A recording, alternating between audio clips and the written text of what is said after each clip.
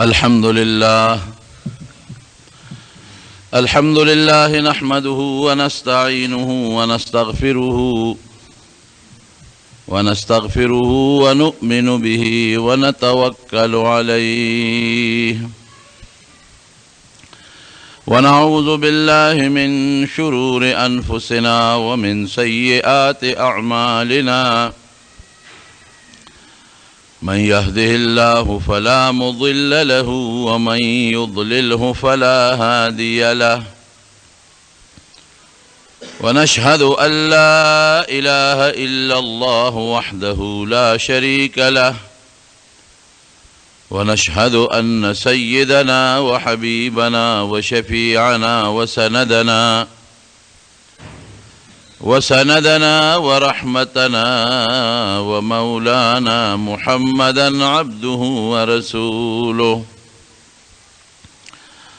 أما بعد فقد قال رسول الله صلى الله عليه وسلم آية الإيمان حب الأنصار وآية النفاق بغض الأنصار. مدینه منوره ته چې رسول الله صلی الله علیه وسلم تشریف یوړو 13 جمعه مې درته ویلي چې مسجد نبوي جوړ شو.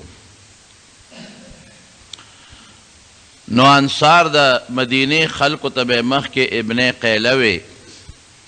د قیلې بچي او یو قوم پکې اوس نوم د بل پکې خزرج او د مدینه نوم یثرب و. نو چې نبی علیہ السلام مبارک غیله تشریف یوړو نو نوم یې ولا بدل که مدینة النبی نوم یې ولا کېښود. اصل خپل نوم یې مدینة النبی دی، اوس ورته خلک مدینه منوره وی. او دا چې کوم د مدینې خپل خلکو نو هغې ته د انصارو لقب ورکه. انصار هغې خلکو ته وی مرستیال، امداد کوونکي. دی د صحابه ډیر مدد وکړو، د نبی علیہ السلام سره ډیر زیات کومک وکړو. نو دا لقب ورته الله ورکه، نبی علیہ السلام ورکه انصار. مهاجرین چې بتلل نه کور ولته نه هلته ځمکه وه، د مکې نه بتلل د نورو ملکونو نه به راتلل مهاجر به شو. هېڅ هم نو د غریبانانو او نه داسې بازارونو چې په هغه بازارونو کې څوک ځان له خوراک طلب کي، د یو باندې زندگی وه. نو نبی علیہ السلام د یو مهاجر او د انصاري په منځ کې رورولي جوړه کړه. مواخات ورته وایي، رورولي. چې دا مهاجر دا به چا سره یي؟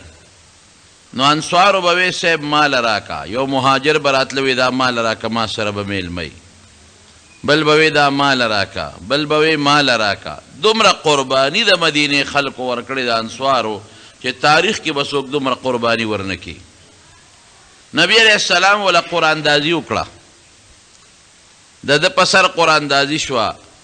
ځکه یو به وی زه بوځم، بل به وی زه بوځم. قراندازي به شوه چې چا په قراندازۍ کې به راورسېد وی زه د استارور شو. د بل په سر به قراندازي واچوله چې د چا په قراندازۍ کې به راووت وی د استارور شو. د بل په سر به قراندازي واچوله چې د چا په سر به راوخته وي د ستارور شو. یو مهاجر د انصاري رور کو. داسې رورولي نه لکه دا مونږ چې ورته رورولي وایو، داسې رورولي وله جوړه کړه چې که دا مهاجر مړ شو نو میراث به دغه انصاري وړي، او که دا انصاري مړ شو نو میراث به دا مهاجر وړي. وارثان یې کړل د یو بل. نو مهاجرو سره غریبانانو سره سو چې دی به مړه شي او انصار به ترې میراث وړي. نه، د انصارو خپل یو زبردسته قرباني ورکړه چې که مهاجر انصاري کې هر یو مړ شو یو بل میراث پې وړي. مالونه یې ورسره تقسیم کړل. جایدادونه چې د انصارو کمو، د چا 2 جربه پټې وې، یو جرب مې د مهاجر رور شو. د چا 4 جربه پټې. دا جربونه خو زمونږ په وخت کې د هغه وخت کې د هغې خپلې پیمانې وې. زه یو مثال در کوم. هلکه دا 2 جربه د مهاجر شو، دا 2 گزه د مهاجر شو، دا باغ 2 باغه مې د یو د مهاجر شو. دونه قرباني یې ورکړه چې یو مهاجر حضرت عبدالرحمن ابن عوف رضی الله عنه په قراندازۍ کې د یو انصاري ورسېد، د هغه نوم سعد ابن ربیع رضی الله عنه. کور ته یې بوته ویې ته خو زما رور شوې، نبی علیہ السلام ته ما ته د رورولۍ په بنیاد راکړې. وی راشه دا مالم د سره په منځ نیمومه او زما 2 ښځې دي یو پکې خوښه کا چې ستا کومه خوښه شي نو طلاق به ورکم چې عدت یې تیر شي نو درته په نکاح کوم وبکې څوک دا قرباني غټ مال د سره نیمو نیم مال زما ستا شو او 2 ښه دانه چې ورېږي یو پکې درته پرېږدم بیا به چا وی چې دا به ناخوښه وه یا بوډۍ به نو دلی ورکوي وی نه راشه 2 ښځې مې دي یو پکې خوښه کا چې ستا کومه خوښه طلاق به ورکم عدت چې تیر شي تا ته په نکاح کوم دې ته قرباني وایي دین دپاره بیا دا نشته اسلام دپاره قرباني دا شوه کومه قرباني چې انصارو د مدینې خلکو د مهاجرینو په حق کې ورکړې ده او ته څه وایي په جواب کې وی بارک الله فی اهلک و مالک وی خدای دې ستا په اهل په ښځو کې او په مال کې برکت واچوي هغه یو سړي کوي وساتو کې نه بل ورپورې ونښلي هغه سیم نه ده هغه ورته ست نو کړې کلکه خبره یې ورته وکړه هغه بل ته ګوره د هغې ایمان ته مه ګوره چې واقعي دی خو ما سره دا یو مدد کوي خو زه دې داسې ولې وکړم چې دله دې ضرر ورکړم دلوني علی السوق وی ما ته بازار ښایې زه تاجر یم چې ځان له تجارت شروع کړم سعد ابن ربی دا قرباني ورکړه او عبدالرحمن ابن عوف رضی الله عنه دا 2 نمبر قرباني ورکړه وی خدای دې ستا په اهل او په مال کې برکت واچوي ما ته بازار ښایه زه تجارت والا سړی یم تجارت به وکړم لړ بازار یې ورته وښوی دا بازار دی دې کې تجارت کوه دې خو د مکې پته ورته نه وه په هغه ورځ تجارت وکړه خدای وله ګټه ورکړه پس بیا تجارت وکړه خدای وله بیا ګټه ورکړه په بل ورځ بیا تجارت وکړه بیا وله خدای ګټه ورکړه الله مالدار داسې مالدار شو چې یو ځل نبي علیه السلام له په مخه ورغی او د واده نښې وې پې لکه یو سړی چې واده وکړي نو د واده څه نښې نښانې د واده په زلمي وي خلک پې پیږي د واده څه نښې وې پې نو حضور پاک دې تپوس وکړو وی عبدالرحمن دا څه چل شوی دی وی صاحب واده مې کړی دی کوم ځای دې واده وکړو وی د انصارو کې یو ښځه مې په نکاح واخېسته وی ولیمه دې کړې ده د واده نه پس چې ډوډۍ څوک ورکوي هغې ته ولیمه وایي وی نه د الله رسوله نه مې ده ورکړې وی ښه اولم ولو بشات وی ولیمه وکړه که وس دې کېږي یو ګډ چیلی حلال که خدای دونه وس وله ورکړه چې دا دې وادې پکې وکړو پیسې هم خدای ورکړې هغه عبدالرحمن ابن عوف خدای دومره مالدار دومره چې بیا دې وروسته وفات شوی دی 4 ښځې به بیا نو 4 ښځو کې یوه ښځه وایي ماله د ده په ټول میراث کې حصه مه راکوئ نغد مال کې راله لږ شی راکوئ په نغد مال کې هم په ځمکو کې مه راکوئ اسونه دي اوښان دي ګډه چیلی دي هغې کې هم نه غواړم تجارتي سامان دی هغې کې هم نه غواړم کورونه دي هغې کې هم نه غواړم به دې نغد مال کې لږ غونده شی راکوئ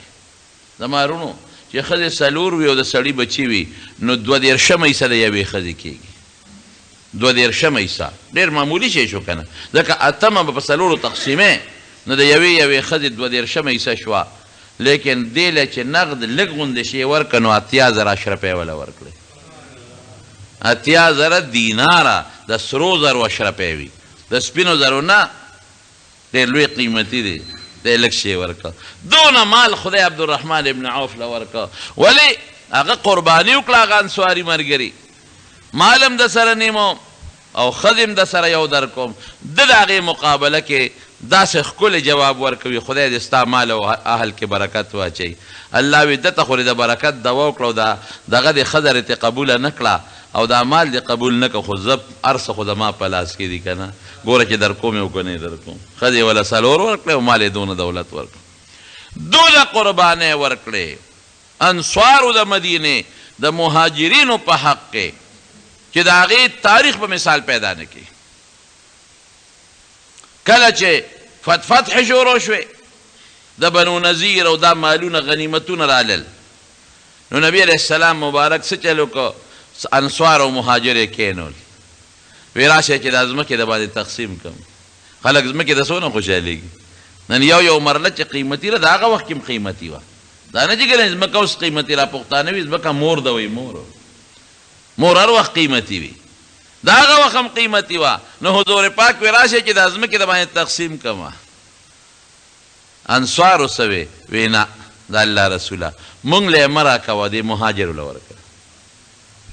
د دوی نشته زمونږ شته دی له یې ورکړه نو پیغمبر علیه السلام بیا وی ښه دا چل به وکړم چې دوی له به دا ځمکې ورکړم خو چې تاسو دوی له خپلې کمې ځمکې ورکړي دي پر ورولۍ کې به درته واپس کړي دوی له به ورکړم خو داسې نه چې ستاسو عادي هم ورسره وي نه ور به کم خو چې تاسو کمې ځمکې دي نو صحابه و مهاجرو ته یې د مکې خلکو ته بیا وویې وایي دا ځمکې تاسو والې تقسیم کړئ خو چې تاسو سره د انصارو کمې ځمکې دي هغه د انصارو ته واپس کړئ دا دې ته رورولي مواخات رورولي ډېره موده پورې دا مواخات رورولي وه چې مهاجر به مړ شو انصاري به ترې میراث وړو چې انصاري به مړ شو مهاجر لکه د خپل لور د هغې نه وروسته بیا حکم راغی چې نه بس اوس به میراث دا خپل وارث نسبي وارث ته یو بل نه وړي او دا د رورولۍ میراثونه ختم شو نو دا یو رورولي او مواخات نبی علیه السلام جوړ کړ او انصارو په دې کې مضبوطه قرباني ورکړه او یوازې دا قرباني نه رونو مسجد نبوي چې کله جوړ شو نو مسجد نبوي کې بالکل د نبی علیه السلام محراب مبارک ته مخامخ په جومات کې یو چبوتره نبی علیه السلام جوړه کړه داسې لوړ غوندې ځای و هغې ته به یې صفه وې وی دې باندې به زما طالبان چې زما نه علم زده کوي او په دې دیری طالب چې ورته مونږ وایو دا په جومات کې یو خاص ځای او طالبان پکې دیره شو دا طالبان به څوک وو دا مکثر مهاجر وو ځکه انصارو خو به چې د نبي علیه السلام نه کوم علم زده کو کور ته به تلل د هغې خو خپل کورونه د مهاجرو کورونه نو نو دوی به په هغه صفه کې په هغه جومات کې په هغه چبوتره صفه لوړ ځای ته وایي په هغه چبوتره به ناست و د پیغمبر علیه السلام نه به حدیث او قرآن زده کول ژوند یې سو د غریبانانو خو څه نو اوږې به و ناره و نور به و حضرت ابو هریره رضی الله عنه وی وی قسم دی وی اویا کسان دغه د صفې طالبان د پیغمبر علیه السلام شاگردان وی دا ما لیدلی دي چې د غریبانانو به یو لنګ و نه به کمیس و نه به ټوپی و نه به سپلی نه به پرتوګ و د پرتوګ په ځای به لنګ و وی هغه لنګ به هم دومره لنډې و چې هغه به نوم ته ایله په خواری رسېده نو وی غریبانانو به دقه ځای دا لنګ نیولی و چې عورت هم ښکاره نه شي او وی چا به غنې راوړی وې په دې لنګ کې به د غنو ازغي به پکې ټومبلي و یو ځای کړی به یې چې هسې نه زمونږ دا لنګ پرېږدو ښکاره نه شو نه به یې کمیس و نه ټوپی و نه پټکې و نه سپلی دا ژوند به یې تېره او وی مونږ به نار ناستو ډوډۍ درک په نه لګېدو وی دوه درې دېر ورځې به مونږ ته خوراک نه میلاوېده نو ما به څه چلو که خېټې به مې دړ شروع کړو د لوږې نه نو په ځمکه به هلوړې سملاستم او په دې خېټه به مې ځمکې له زور ورکړ او وی کاڼې به مې دلته وتړه یو طرف ته او بل طرف ته ما دوه کاڼي تړل ښي طرف ته او ګس طرف ته د هغه لوږې د دړ د وجې نه یو ځل ورته چا ډوډۍ ورکړه هغه روټۍ خوړلې نو هغې کې یو اعلی قیمتي رومال و رومال باندې پوزه پاکوله دا حضرت ابو هریره د پیغمبر علیه السلام خاص طالبو خاص شاگردو 5300 احادیث د پیغمبر علیه السلام د دنه نقل شوي 5300 احادیث نو یو ځل ډوډۍ خوړه نو په هغه رومالو قیمتي پوزه به پاکوله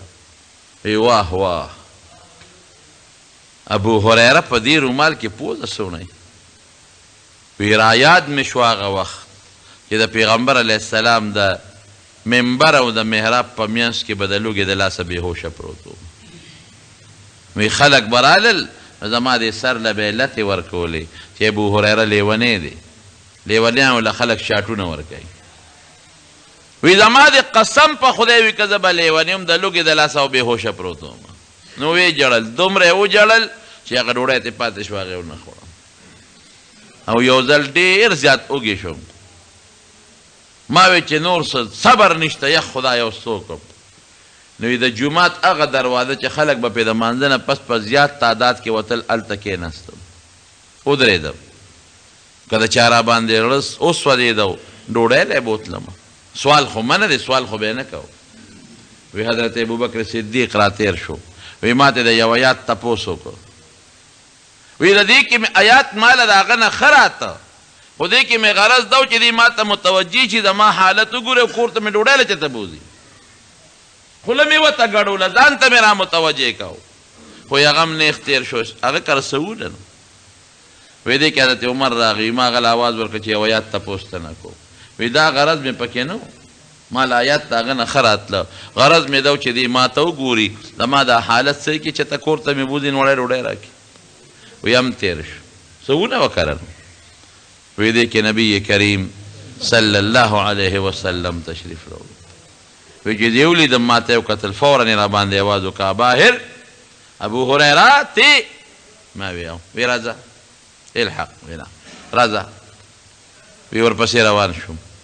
وی کور ته یې بوتلم وی چې کور ته یې بوتلم بیبي نه یې تپوس وکړو چې د خوراک څه شته وی هغې وی چې او د لرګي او داسې کاسه وه پوټینۍ غوندې وی دا یو ګاونډی تا له پیره لېږلي دي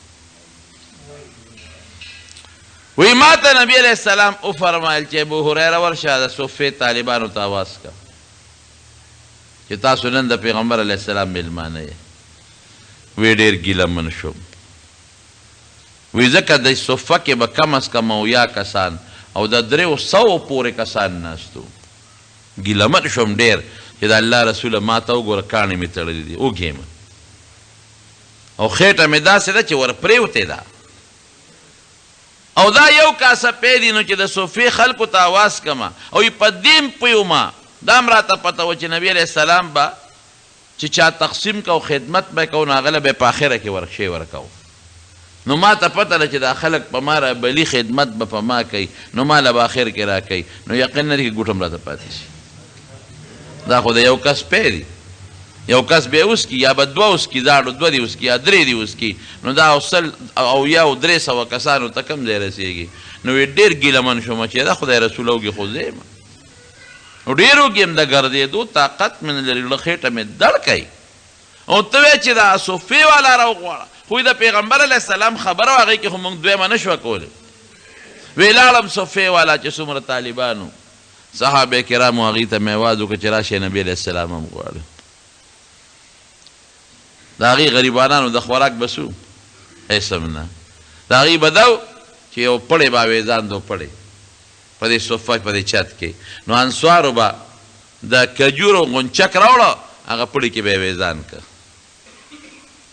نو دی به چوکه راواغېشته نو هغه غونچک له به یې ټس ورکړ نو د هغې نه به 2-3 کجورې را پرېوتې نو په هغې به یې خپله ګزاره کوله نو کجورې خو په هر سیزن کې په هغه زمانه کې دونه کجورې هم نه دا اوس چې کمې دي دغه د دې غریبانانو ګزاره وه او دا ابو هریره رضی الله عنه وی دروازې به دقسې ناستو سبق به م یادو د نبي علیه السلام نه قرآن به م زده کو او دغه دا نیمه کجوره به مو څنډله خوړه به او ماسخوتن چې به شو نو پیغمبر علیه السلام ته به راغونډ شو نو نبي علیه السلام به صحابو ته وی دا بوځئ کورونو ته ډوډۍ پې وخورئ وی چا به یو کس بوته چا به 2 بوتلل چا به 3 بوتلل چا کله چې به سنو هغه به څوک بونه تلل او ی خدای دې سعد ابن عباده رضی الله عنه باندې ډېر رحم وکړي وی هغه به اویا 80 کسان کور ته بوتلل موږ نن څو طالبانو ډوډۍ ورکړو شکر دی زموږ کلي علاقه خو ډېره ښه ده خدای فضل په طالبانو باندې که د یو د 2 شي نو بیا پې خلک تنګېږي دا طالبان چې دا اوس ستا په مدرسه کې علم زده کوي دا د پیغمبر علیه السلام د صحابو د طالبانو وارثان دي ګورې حقیقت ته ته مخکې خبره ده بله دویمه پکې نشته هغې د نبي علیه السلام نه قرآن زده کو حدیث یې زده کول دا هم غریبانان قرآن او حدیث زده کوي هغې له به انصارو ډوډۍ ورکوله خپل یې سنو دوی له هم تاسو ډوډۍ ورکوئ که مدرسې له څوک چنده ورکوي دا هم د هغوی د ډوډۍ دپاره ده که نو چې څوک طالب دی دا د نبي علیه السلام د هغې صفې د طالبانو وارث دی او چې کوم خلک دې طالبانو سره مدد کوي کومک کوي ډوډۍ ورکوي دوی د هغه چا یاد تازه کوي چې د پیغمبر علیه السلام په زمانه کې به چا د صفې طالبانو ډوډۍ ورکوي هغه دین دی که څوک یې زده کوي مخلوق ته یې رسوي څوک دین والا سره مدد کوي دا خو څه نوې خبره نه ده خو که دې طالبانو دا دین پرېښود او دوی وایي چې زمانه ځان د دوکان به وکړو او خپل تجارت به کوو یا مزدوري دیاړي به کوو ډېر خلک دیاړی کوي بیا به دین ختم شي که ختم به نه شي او که دا طالبان وي چې نه زده کړه به هم کوو ځان نه به ګټم کوو دواړه کېږي نه او چې دا څوک ورسره مدد کوي دوی وي نه کوم مدرسې سره مدد او طالب سره مدد نه کوم دوی به څه خوري بیا هم دین ختم شو پاتې شو دا یو نقشه ده بلکل دا زمونږ د مدرسو د طالبانو زده کړه او په مدرسو کې طالبان چې کوم دین زده کوي او دا څوک مدرسو سره یا طالبانو سره د ډوډۍ په شکل کې مدد کوي یقین وکړه دا د حضور پاک د هغې زمانې د انصارو د مهاجرینو یو نقشه ده یو یاد تازه کوي چې نیت روغي ګورئ نیت صفای تاسو ته هم دا ویم بعض یو کې په خپلو بچو علم زده کې قرآن پې زده کې او که د چا دا ني نو د دې طالبانو عالمانو سره د مدرسو سره مدد وکړي په دې نیت چې زما د دین خدمت کوي زما دین زده کوي پرېږده چې دین ته اوزګاري مدد به ورسره زه کوم دین به خور شي خدای به یې خور کړي نو د شپې به چا دوه کسه کور ته بوتل چا درې چا یو چا سعد ابن عباده رضی الله عنه به اتیا بوتلل ډوډۍ به یې وخوړه که به اوبه او که به نو واپس به بیا رالل دقه ځای به یې شپه کوله په دا چبوتره کې اوده به وپکې طالبانو د مرستې او د مدد یو واقع درته ویم ستاسو ذهن کې دا خبره به کښېني زمونږ په دې دین په دې کتابونو کې په دې تفسیرونو کې یو تفسیر ابن جریر دا تفسیر چې چا لیکلی د هغه نوم دی محمد ابن جریر او دا دوه کسه دي یو معتزلي و د خراب عقیدې او یو د ښې عقیدې و سم سړی و د اهل سنت والجماعت سره تعلق و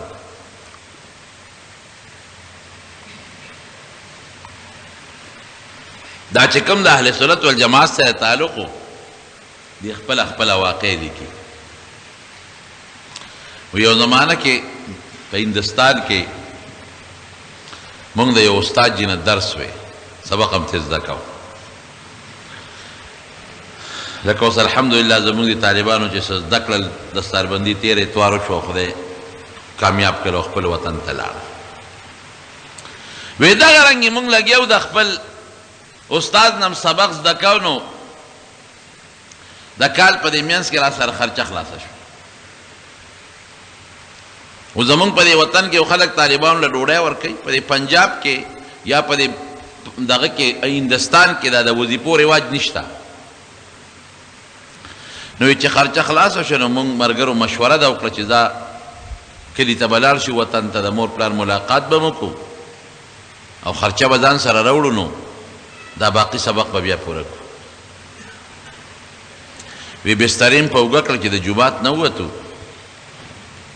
نو وی د جومات مخې ته یو یهودي و بوډا بابا و مونږ به ترې کله کله سودا غشته وی هغه یهودي بابا روت چې طالبانو څه کوی سبق هم خلاص شو رخصت شوی مونږ وی چې نه سبق هم خلاص نه دی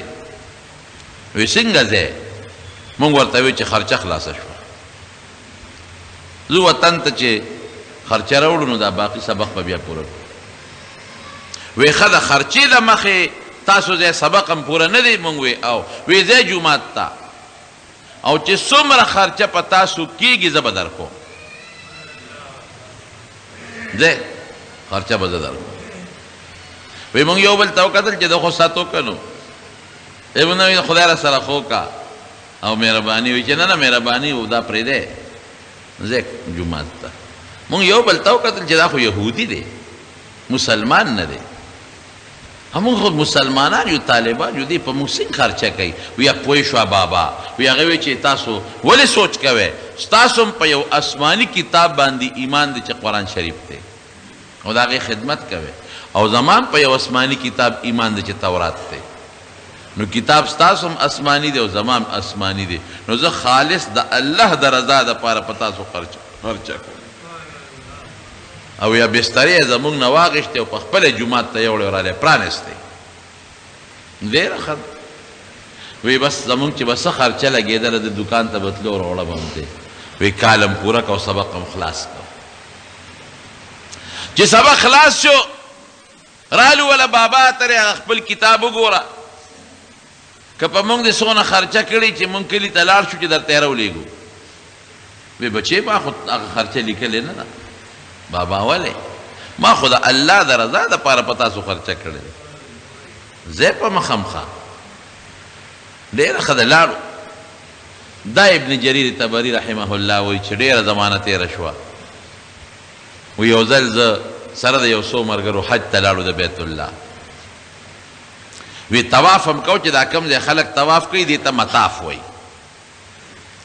دې مطاف کې تاویږو هغه زمانه کې خو دومره رش نه و دا اوس چې څومره رش دی وی دې مطاف کې چې م وکتل اوس داسې مخامخ نو دغه بوډا بابا ناست دی دا یهودي شکم پې راغی خو زمانه ډېره تېره وه نو پوره پیژنګلو مو نه کړی شوه چې طواف هم خلاص که نو ورل ورسره کېناستو بابا خفه کېږه مه یو تپوس ته نه کوو وایه بچو ته د هندستان خو نه ویم د فلانکي کلي خو نه همدغه کلي بابا هلته یو جومات و مخامخ یو دوکاندار و چې ته به هغه دوکاندار خو نه وی بچي همغه دوکاندار یم ښه بابا یو تپوس ده نه کوو خفه نه شي دوکاندار خو یهودي و یهودیان خو حج له نه راځي او ته خو د بیت الله خوا کې ناست دی وی بچې مقه یهودي ما زه یهودي وما ما ته الله ایمان را نصیب کړی دی زه دې حج له راغلی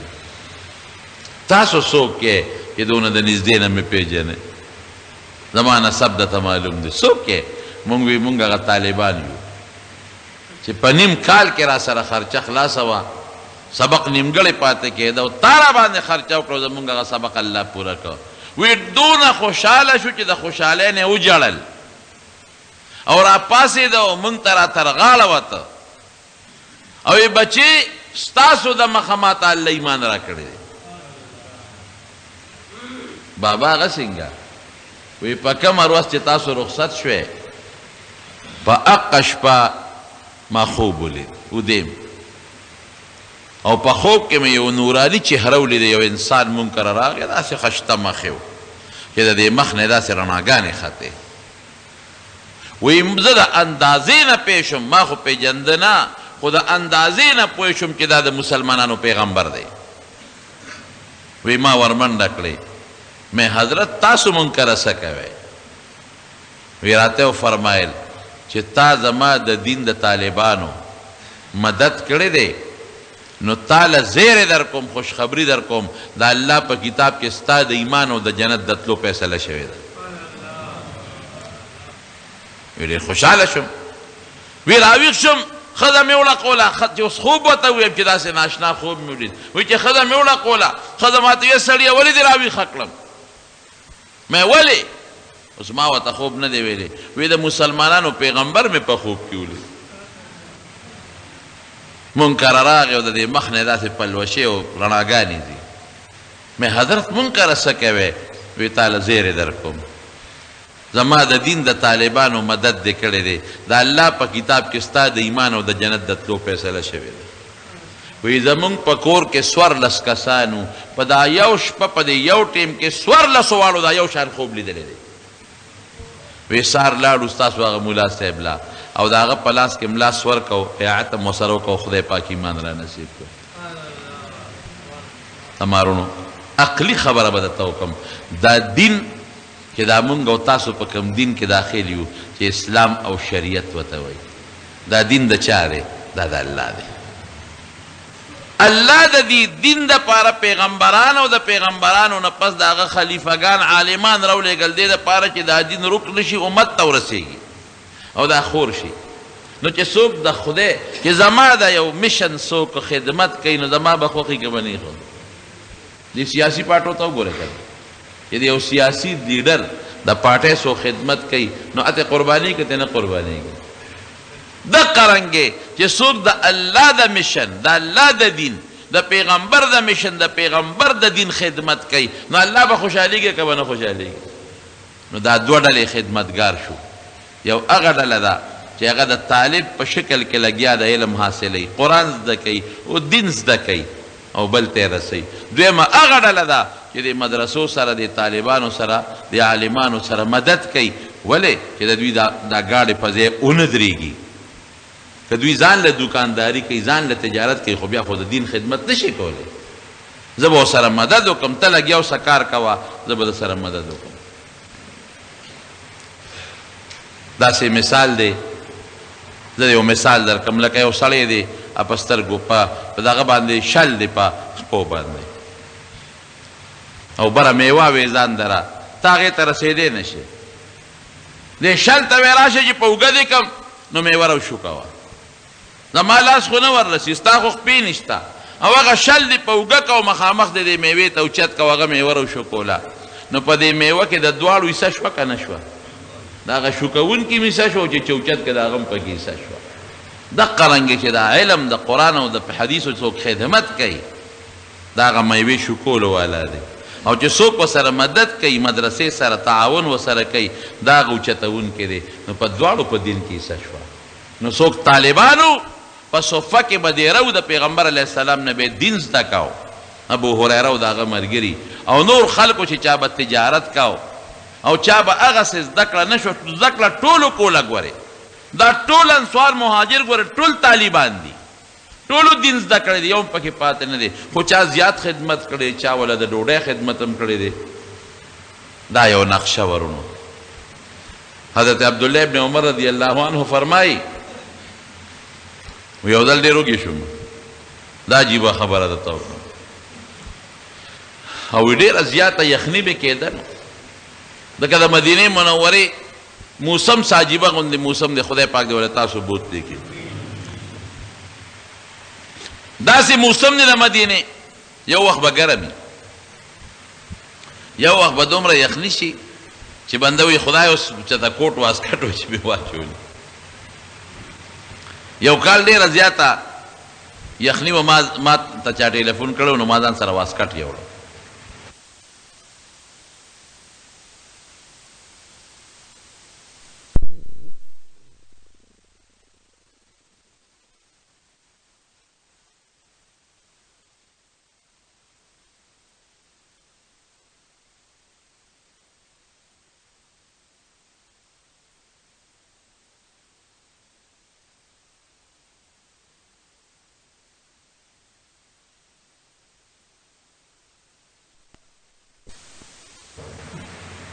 په واسکټ بیا تنګ وم. د یو ملګرو زمونږ د علاقې هغه ته مې لکه واسکټ ته خو رجت نشته وي، ولې بوته نشته وي دلته وکل یخني، مې ته ما دا واله دا واسکټ مې درله درکړ، نوې خشته واسکټ و په هغه برابر م، ډېر خوشحاله شو، او مې دا به ځان سره اوس څه هغه ځای نه بیا پیټې روړل ډېر ګرانې، مې دا واسکټ به اوس به کسې ګرځوم، هغه له مې ورکا خو لاړ، خو چې سبا پاسېدم دومره یخني وه چې خدایا واسکټ مې ولې ورکاو. شیطان به وسوسې راچولې، په هغه صدقه او خیرات یې بیا دغه کولو چې دا واسکټ دومره یخني مې وشوه. نو د مدینې منورې موسم سات په سات بدلي، کله ګرم وي کله یخ شي. نو عبدالله ابن عمر وایي یخني مې کېده، نو کوټ خو نو او نه واسکټ شته، نو څه چل مې وکړه، داسې به څوک وڅوکي، یو سرمن مې راواخېسته، نو په دې میاشت کې مو له سورې وکړه، سرمن لا د څاروي سرمن میاس کې لکه کپن چې چاته چې د سر دپاره پکې سورې وکړي، وی سورې مې پکې وکړ، ځان ته مې واغوسته، نو ګیر چاپېره رانه اوېزان د شوه، نو په دې میاس کې مې یو پړی د کجورې د پاڼو نه جوړ کړ، په هغې مې د املا کلکه ځان له وتړل، او ضرورت ایجاد کی ماهر، او سپلای به نه وي، نو مونږ به څه چل وکړو، مونږ به څاروي سرمن راواغېسته، نو په خپه په کچ به م په چاکو پرې کړه، نو د کجورو پړی به م راواغېسته، د کجورو پاڼو نه هم پړی جوړ کړ، نو هغه به م یو ځای پکې سورې وکړو، نه به د ګروت دپاره شوه، او یو ځای به م سورې وکړو، نو په خپه به م لکه د روغ راواړو په دې کې به ګرځېدو، دا م ژوند. نو ډېر زیات وږی وم، او دغه شی مې اچولی وي، بین به رانه ته، ځکه هغه چې ویلي شي ګرم شي، نو بیا د وازګې بین کوي. نو یو یهودي و د هغه باغ و، نو چې ورغلم نو په دې چوندې کې ګورم، وی هغه یهودي را باندې پیش و، وی ما ته وی بانډیسي راشه که خدمت کې، نو ما سره مزدوري شته، نو ځان مې وردن نه که په هغه باغ کې، نو ما ته وی چې ګورې لس بورقې او یوه قجوره، لس بورقې به راوباسې دې باغ ته، یو قجوره به درکړو، وی مجبور وم، حالانکې هغه بورقه هم داسې وړه بورقه نه وه، او د مدینې کویان هم د تورنګزو په شان لري جوړ دي، وی اون ختم بورقه به مې راایستله چې لس به مې پوره کړې، نو قجوره به یې راکړه او به مې خوړه. وی چې بیا به مې لس پوره کړې ما کجوره راکړه نو کجوره به مې بله وخوړه نو چې بیا به مې لس بورقې پوره کړې نو بله به یې راکړه وی یو څو کجورې مې وخوړې پوره مې کړې او وی کېناستم او به مې وڅکلې او بورقه مې ورته وغورځول او را روان شو بانډیسیا ساده سړیه ستا خو بله مزدوري کېږي لوی باغ دې راله وبکه راشه حساب کوي مې چې حساب به خپل کار کوي ورځم هسې نه حضور پاک بار ته راوتي ما نه څه حدیث فوت نه شي داسې ژوند و د دې اصحاب صفه دې زندګي وه نو حضرت ابو هریره وایي چې نبي علیه السلام راته وفرمایل چې ورشه هغه ته اواز کا د صفې والا خدای یو جامپې دي او دا خو د یو کس دو کسو کېږي دا دومره او یا اتیا سل 203 به دې رو چې دا زه راولم نو خوش قسمته خو هغه دی چې بس لږ بیا پې خوله کېږي او زما نمبر خو به وروسته ځکه راغلي چې د پیغمبر علیه السلام حضرت ده چې څوک تقسیم کوي هغه اخره کې څکي وایي د پیغمبر صاحب حکم و ویل لم ټول ته مې اواز کړی وایي چې راغلل نبي علیه السلام یې کېنې ټول کېناستل وایي ما ته ابو هریره د ښي طرف نه شروع کړه وایي هغه ښي طرف والا نه مې د پیغمبر علیه السلام حکم و شروع کړل چې هغه له پی ورکړل ویست کړل وایي په مړه خېټه سکې لکه چې د مړې شوه خو ابو هریره لاړې پکې تا ته کوم دی پاتې کېږي وایي هغه اوسکلې وی دویم له ورکا وی دویمه مسکل پاتې شو دی وی دریم له ورکا دریمه مسکل پاتې شو دی باس وی پوه شوم چې دا خو معجزه ده د حضور پاک وی چې څومره کسانو ټولو دا پی وسکل وی اخره کې نبی علیه السلام هغه لوښي واخیست وی ما ته چې ابو هریره زه ورته پاتې شو واله اوسته وسکه وی ما وسکل وی ما ته اشرب اسکا وی نور میں مسکل وی مسکی مسکی کیگی ما ته اشرب نور مسکا وی میں چې صاحب نور میں مسکل وی شابه نور مسکا وی میں والله لا اجد له مسلکا قسم په خدای که ځای خېټه کې شته کم ځای ور واچوم بیا مې نبی علیه السلام له ورکړل نو هغه باقي په هغې وسکل نو خلاص شو دغه چبوتره هغې ته بیا صفه وې دا په جومات کې د هغې یو نقشه اوسم اوچت یو لوړ دی شته دا حاجیان عمرې والا لاړ شي پکې ناست دي 2 رکعاته پکې وکړي یا تلاوت پکې وکړي الله دې موږ تاسو بوتلی دا انصارو قربانۍ ورکړئ نو خدای انصارو سره څه وکړل نبي علیه السلام فرمایي آیت الایمان حب الانصار وی د انصارو سره مینه د ایمان نښه ده څوک چې انصارو سره مینه کوي دا مسلمان دی او آیت النفاق بغض الانصار او چې څوک انصارو سره بغض کوي دا منافق دی یو موقع کې غزوه حنین او طائف دا فتوحات شنو په هغې کې ډېر زیات مالونه مسلمانانو له راغلل نو د پیغمبر علیه السلام خو یو عجیبه شانو مکه کې چې کوم خلک نوي مسلمانان شو هغوی له ډېر مالونه ورکړل چا له 100 خان ورکوه سخي خو دونه و چې د حد نه وتی چا له 50 ورکوه چا له زیات ورکوه د انصارو له څه ورنه کړل نو بعضې هلکانو خبرې ترې شروع کړې په انصارو کې وره که نه وي خپل قوم له مال ورکړه موږ له یې رانه کړ وي اوس ورسره موږ جنګونه کول دی قریشو سره زمونږ تورې اوس هم د دوی په وینو سرې دي هغوی له مال ورکوي او موږ له نه راکوي نو پیغمبر علیه السلام ته دا خبره راورسېدله نو یو غټ تنبو په هغې کې ټول انصار را جمع کړل وی ټول انصار راشه چې یو کس د نه پاتې نه چې ټول یې جمع کړل وی تاسو څه خبرې ترې کړي دي نو هغې خو به دروغ نه وي مشرانو ورته وي صاحب موږ نه دي کړی او د هلکانو څه خبرې ترې کړي دي چې پیغمبر علیه السلام دغه خپل قوم له د مکې مالونه ورکړل موږ له یې رانه کړل حضور پاک ورته څه وایي فرمایي وی دوی له مې ځکه ډېر ورکړل چې دا اوس مسلمانان شو نو لو ولا مطمئن کوم هسې نه چې موږ مدینې ته لاړ شو او دا واپس کافران شي او دا شته بیا مکه قبضه نه کړي شورش جوړ نه کړي بغاوت نه کړي دې له مې مال ځکه ورکړه چې زړه مطمئن شي او د تالیف د زړه مینه پیدا شي او ای انصارو وی تاسو په دې خوشحاله نه چې خلک به ځان سره کورونو ته ګړی او چیلی بوځي او تاسو به ځان سره خپلو کورونو ته محمد رسول الله بوځئ صلی الله علیه وسلم زم خوخیم چې د سره لاړ شم که ګړه وخان او چیلیم خوښ دي وی صاحب راضي یو په تا چې ته مونږ سره لاړ شي نم دي په کار دا مالونه وی انصارو وی ټول خلک به ډېرېږي تاسو به کمیږئ او تاسو سره به وروسته ظلمونه کېږي وی اس فکر مه کوئ انتظار کوئ تاسو به ما سره په حوض کوثر میلاویږئ او که خلق په یوه لاره ځي انصار په بله لاره ځي نو زه به د انصارو په لاره ځم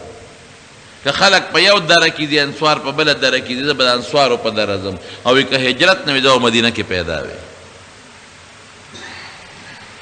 د مارونو دا قربانۍ دی ورکړه د پیغمبر علیه السلام د بیبیانو ټول کورونه د انصارو ورکړل صحابو له کورونه ورکړل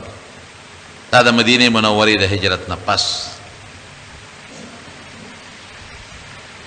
هجرت نه پس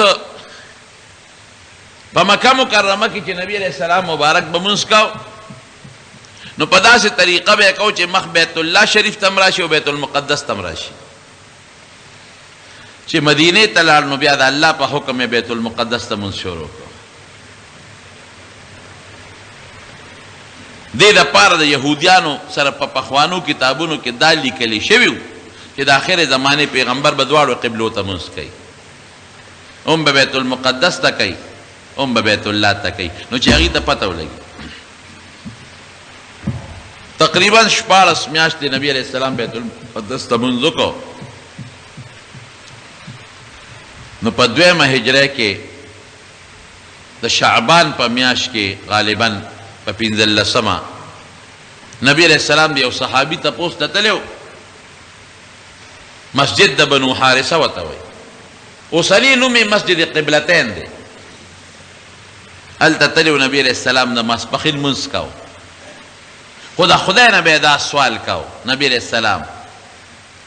الله ته به یې لاس اوچت کړو چې یا خدایا ماله بیا واپس هغه د مکې قبله راکې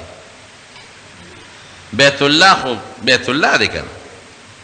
چې خدای مونږ له بیا واپس د مکې قبله راکې دا سوال به د خدای نه کو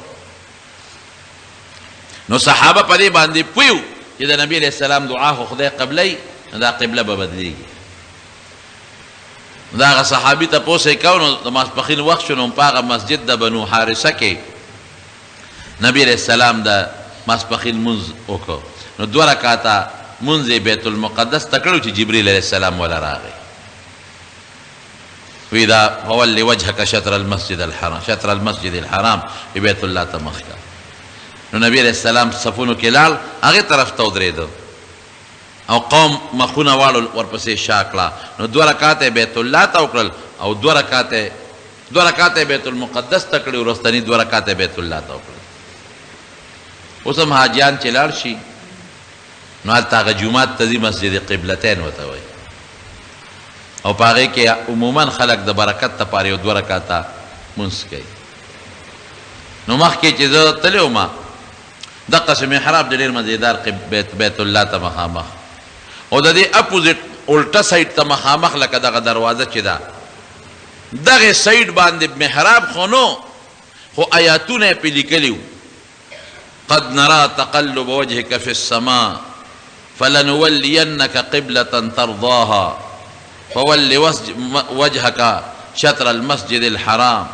دا آیاتونه چې کم هغه د مانځه په میانځ کې نبی علیه السلام ته نازل شوي وو دا آیاتونه یې هلته لیکلي وو او د محراب یو نقشه یې پې اچولې وه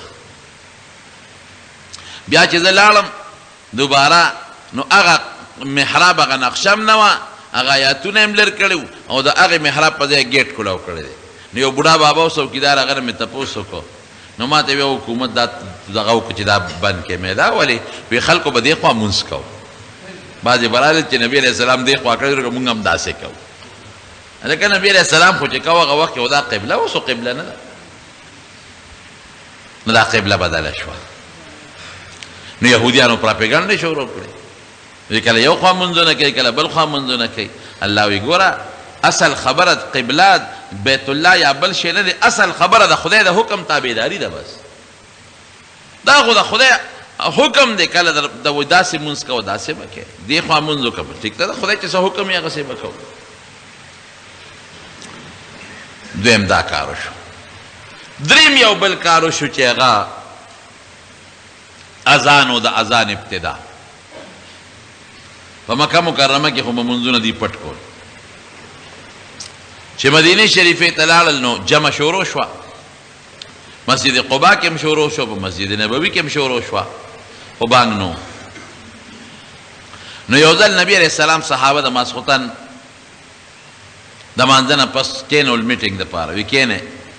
چې کېناستل وی یاره څه داسې مسله پکار ده چې مونږ پې خلک مانځه له رابلو څوک یو کس پکې پاسېده وی صاحب زما خو دا تجویز دی چې اور به بلو د مانځه په وخت کې به اور بلو نو چې لوګي یې بره غرغنډه خلک وویني نو مانځه له به راځي نبی علیہ السلام نه اور خو د مجوسو کار دی مجوسیان د اور عبادت کې دا کار نه کوي اور له دخل نه ورکوو په خپل عبادت کې بل کس وی صاحب ټلی به وو ټلی به ټنګو نبی علیہ السلام دا خو د عیسایانو کار دی بل وی صاحب خکر کې شپیله کې به پوکې وو وی نه دا خو د یهودیانو کار دی هغوی خپل عبادت له په دې رابللی یو بل صحابي وی صاحب اواز به کوو که نه چې الصلاة جامعه چې خدای مو بخه د مونځ وخت دی راځئ وی دی په دې فیصله شو صحابه خواره شو چې خواره شو یو صحابي دی حضرت عبدالله ابن زید ابن عبد ربه هغه یو خوب ولید راغی نبی علیہ السلام ته الوی وی صاحب بیګا مې خوب ولید چې خواره شو مونږ ستا نه کور ته لاړو وی ودیما او په خوب کې وایم چې د مدینې بازار کې ګرځم یو سړي سره ټلی ده خرڅی یې زه ورغلم ما یې د خدای بنده دا ټلی خرڅی وی هغه راته وی چې او خرڅوم خو څه پیسه کې وی ما ورته چې مونږ به پې خلک مانځه له رابلو وی ما ته چې یو ښه شی راته نه ښیمه اوس په خوب کې راته سړی مې وښایه راته که نه په دا بانګ یې راته وښو الله اکبر الله اکبر الله اکبر الله اکبر تر د لا اله الا الله پورې وی بیا راته وی چې ودرېږه دا مخکې وایه او چې کله جمع تیاره شي دا پوره وخت شي نو بیا راته اقامت وښو چې ده دا خوب ولید د دې راپاسېد راغی نبي علیه السلام ته وی صاحب دقسې خوب مې وی انها لرؤیا حق ان شاء الله وی دا د رښتونې خوب لیدلی دی نو علما وایي چې نبي صاحب ورته ولې دا وایي چې رښتونې خوب دی لیدلی پیغمبر علیه السلام چې کله معراج ته تللی و دا بانګ یې هلته اورېدلی و خو په دې حکمت الله نو پوه کړی چې دا بانګ څه دپاره دی نو چې دې صحابي ورته خپل خوب واورو نو پوه شو چې او خو دا خو ما اورېدلی و په معراج کې دا خو دې مقصد دپاره و وی داسې وکړه وی قم مع بلال وی بلال سره ودرېږه او القي عليه ما رأيت چې څه دې لیدلي دي هغه درته یو ښایه او فانه اندى صوت هغه ستا نه په اواز کې اوچت دی نو دې حضرت بلال سره ودرېده او چې څه خوب یې لیدلی و نو حضرت بلال ته به هغه وی هغه بانګ وی نو چې بانګ سنګ بلال شروع کړه ته عمر ځان به صادر راښکه او رامنډې والې وی زما دې قسم په خدای وی ای پیغمبر رښتونی پیغمبر وی ولې وی قسم په خدای داسې خوب اوس ما هم لیدلی دی څوارلسو صحابو په دا یو شپه دا یو شان خوب لیدلی دی او پیغمبر علیه السلام یې تصدیق هم وکړه نو دا په لومبۍ هجره کې دا بانګ هم په مدینه منوره کې شروع شو مدینه منوره کې چې کوم نور جماعتونه هغې کې به هم د مانځه دپاره بانګونه ویلې کېدل او مکه مکرمه چې کله فتح شوه لومبۍ بانګ په مکه مکرمه کې چا ویلې حضرت بلال رضی الله عنه ځکه مکه کې خو بوتانو 360 بوتان په دې مطاف کې ولاړو نو چې مکه فتح شوه نو نبي علیه السلام سره یو لرګی یو چوکه و ورسره بوت به یې پې واو او جاء الحق وزهق الباطل ان الباطل كان زهوقا جاء الحق وما يبدل باطل ولا يعيد دا به دوباره بیا نشي دا باطل دا دین نو بیا چې کله بیت الله صفا که دن هم صحابي ور دن نه کو بیت الله دن هم پاک که نو دن هم پکې بوتان هغه هم ترې راوویستل مې بانګ به وسوی نو بلال پسې ګرځېدل نو دی یې راوسته وی بلاله بانګ به وی خسه وی کم ځای به وی چې کوم ځای تا حکم وکړه وی بیت الله سر ته وخېجو په دې سر د پاسې بانګ ووایه حالانکه د بیت الله په سر د ضرورت نه بغیر ودرېدل مکروه دي بره سر ته وخېږي په دې بانګ ووایه نو چا وروسته د حضرت بلال نه تپوس وکړو وایي ستا ذهن کې دا وه چې دا بانګ به لومبې پتا وایي وی نه وی ما چې ډېر نږدې صحابه دي زمانه ډېر قریبي لوی دا بانګ خدا په بیت الله کې لومبې بانګ دی دا به نبی علیہ السلام په هغې وي خو د پیغمبر علیه السلام عجیب انصاف کوم دی کې مالدار ته او بل ته نه ګوري چونکې د پیغمبر علیه السلام د جومات مؤذن حضرت بلال دی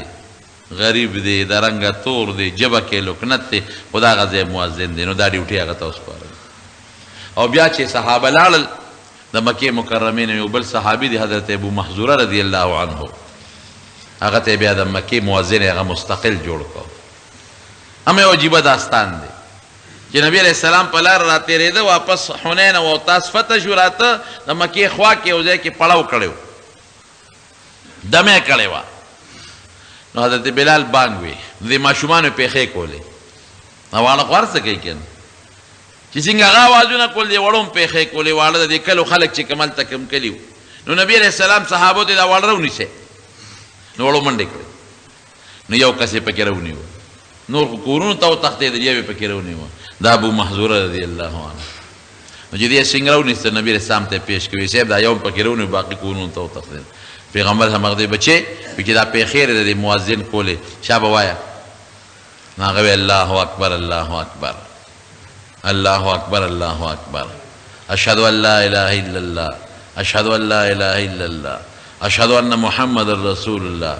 اشهد ان محمد رسول الله نو پیغمبر علیه السلام ولا په دې سر او په دې سینه لاس راخ کړ وی دا اشهد ان لا بیا وایه نو د بیا وی اشهد ان لا اله الا الله اشهد ان لا اله الا الله اشهد ان محمد رسول الله اشهد ان محمد وی چې دا مې وی او پیغمبر علیه السلام را په سر او په سینه لاس راخ کړ وی اسلام مې پړه کې وردن نشو او کافر وکړ پړه کې وردن نشو وی شابه الله د بانک خلاص کا نو وی چې بانک مې خلاص کړ مې د الله رسول ماته ایمان خای مسلمان یې خدای مسلمان کا وی زه د مکې مؤذن مې کړی نو اذان د هجرت نه پس دا اذان مقرر شو په جمعات کې او بیا ځای په ځای په مدینه منوره کې نور جمعاتونه هم جوړ شو واړه واړه مسجد د بنو سلمه مسجد د بنو حارثه مسجد قبا خو د مخکې نه او مسجد نبوي برکتونه خدای څومره ورکړل دې ځای نه لاړل مدینې ته مکه ته پاتې شو بیت الله ته پاتې شو خدای څونه برکتونه ورکړل په مدینه منوره کې یو مونځ یو په 50,000 ولا خدای قبل اوس هم هغه حکم دی یو مونځ چې وکړي یو په زر یو روایت کې بلکې یو په 50,000 لکه نورو ځایونو کې 50,000 مونځونه کړي او عمره ته پاتې شوه نو چې مسجد قبا ته څوک لاړ شي او 2 رکعاته نفل پکې وکړي نو الله د عمرې ثواب پې ورکوي دی برکت شو او بیا د حضور پاک جمعات کې د جنت ځای دی د جنت نبی علیہ السلام فرمائی ما بین بیتی و منبری روضت من ریاض الجنہ وی زما د کوټې او د منبر په منځ کې چې کوم ځای دی دا د جنت د باغچو باغچه ده نو ډېرې وجې علما وایي چې څنګه د جنت باغچه ده یوه وجه دا ده چې دا ځمکه به الله د قیامت نه پرواز راوالي په جنت کې به کېږي نو زه اکثر د خپلو دوستانو ته وایم چې په ریاض الجنت کې دعا کوئ نو دا وایه چې خدایه په دنیا کې د جنت ځمکې ته راوستم نو په آخرت کې به د جنت ځمکې ته بوزم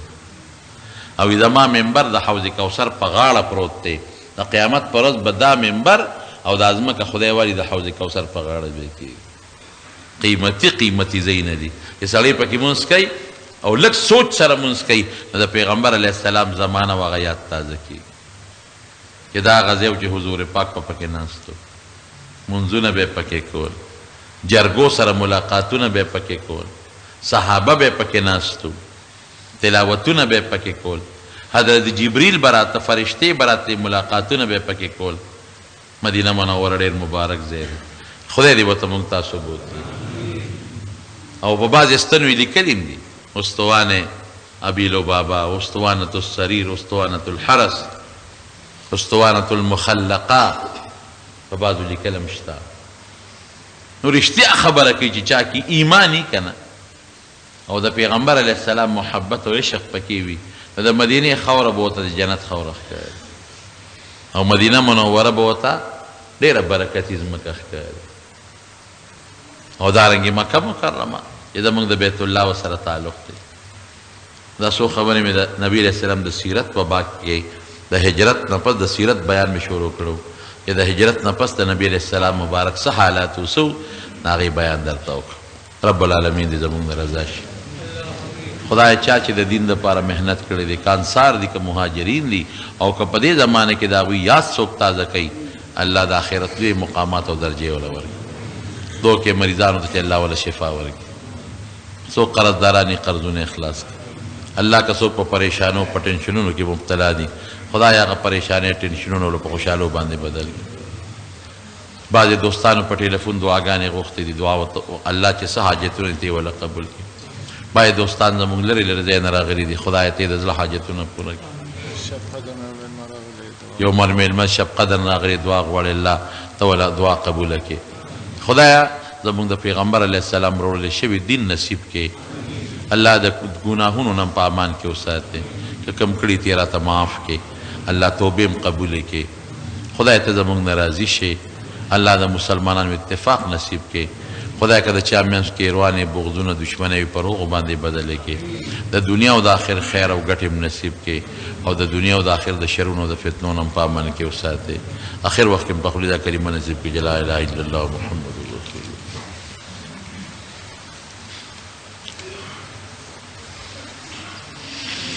باید صابون کې د خنزیر چربي چې کم صابون کې د خنزیر چربي استعمالیږي او تا ته پته وي د هغې استعمال منع دی حرام دی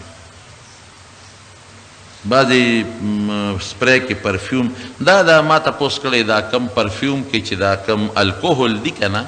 دا هغه شراب والا الکوهل نه دی ښه دا په دې دغه کې م استعمالیږي په دې هوموپیتک دارو کې د ماښام مونځ اذان پسې پیوس کول څنګه دي ماښام مونځ چې وکړې نو اذانو کې نو پیوس پکې که نه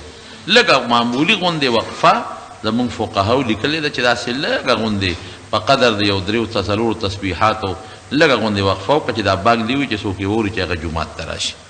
زیات انتظار به نه کوي بیا مکروهه وخت داخلېږي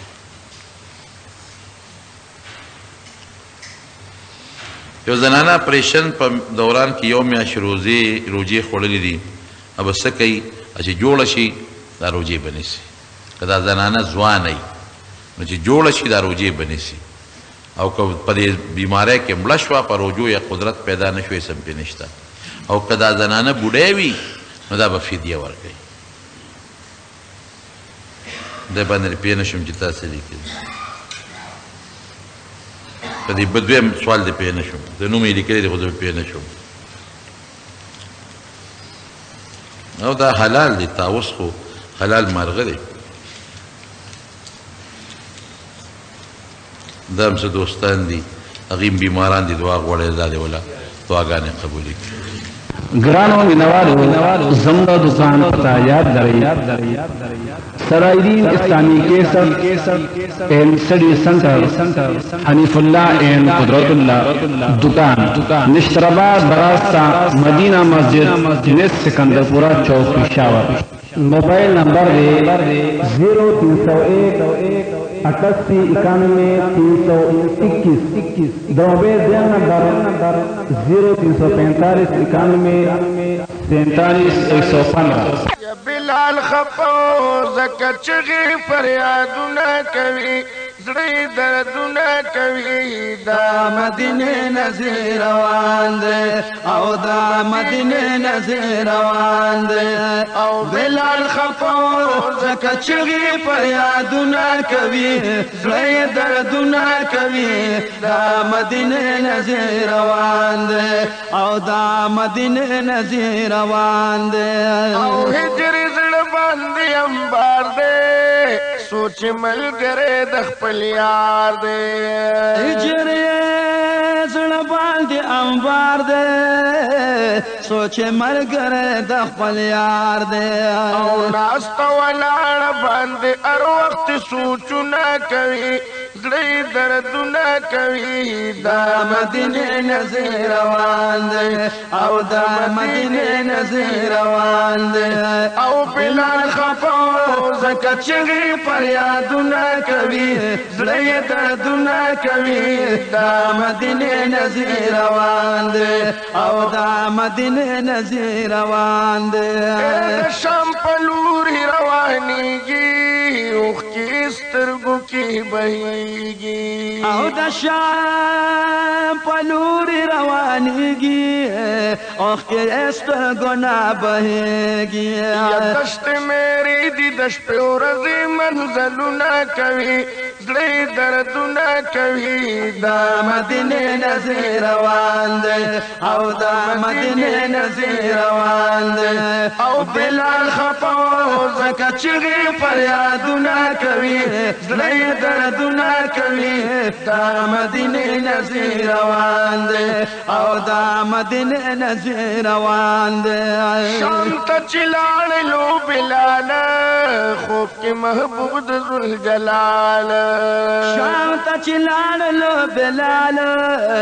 خوب کې محبوب د ذوالجلال او بلال ته وایي چې عاشق څنګه کارونه کوي زړه دردونه کوي دا مدینه نزی روان دی او دا مدینه نزی روان دی او بلال خفاو زکه چغې فریادونه کوي زړه دردونه کوي دا مدینه نزی روان دی او دا مدینه نزی روان دی چې رسخت زما د خوا شوې بلال څومره بې وفا شوې ته چې رخصت زما د خوا شوې بلال څومره بې وفا شوې محبوب د مینې ګیله کړي څومره نازونه کوي زړه دردونه کوي دا مدینه نزی روان دی او دا مدینه نزی روان دی او بلال خفاو زکه چغې فریادونه کوي زړه دردونه کوي دا مدینه نزی روان دی او دا مدینه نزی روان دی بلال دستی شورا روانه د شام نه ډېر پای سورانه او بلال دستی شورا روانه د شام نه ډېر په احترام او بلال دستی شورا روانه د شام نه ډېر پای سورانه ای توبې وباسي د محبوب در کې عرضونه کوي زړه دردونه کوي دا مدینه نزی روان دی او دا مدینه نزی روان دی او بلال خفاو زکه چغې فریادونه کوي زړه دردونه کوي دا مدینه نزی روان دی او دا مدینه نزی روان دی حتی چې راغی مدینې ته قرار نرات سینې ته حتی چې لاړو مدینې ته قرار نراتو سینې ته او خلق را چلیږي د بلال صاحب دیدنونه کوي زړه دردونه کوي دا مدینه نزی روان دی او دا مدینه نزی روان دی او بلال خفاو زکه چغې فریادونه کوي زړه دردونه کوي دا مدینه نزی روان دی او دا مدینه نزی روان دی ورله راځي ښځې او نره داسې صدیق هم عمر او ورله راځي ښځې او نره داسې صدیق او عمر سره بلال تا مینتونه کوي زړه دردونه کوي دا مدینه نزی روان دی او دا مدینه نزی روان دی او بلال خفاو زکه چغې فریادونه کوي زړه دردونه کوي دا مدینه نزی روان دی او دا مدینه نزی روان دی بلال غم نه مکړه خلاص اذان شروع که په اخلاص بلال